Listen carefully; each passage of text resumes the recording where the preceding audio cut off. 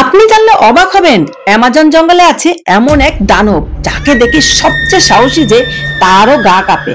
আপনি জানলে অবাক হবেন, গ্রিন অ্যানাকোন্ডা পৃথিবীর সবচেয়ে ভারী সাপ ও অ্যামাজন জঙ্গলের মনস্টার।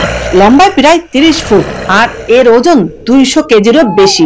একবার যদি কাউকে জড়িয়ে ধরে পালানোর কোনো উপায় নেই।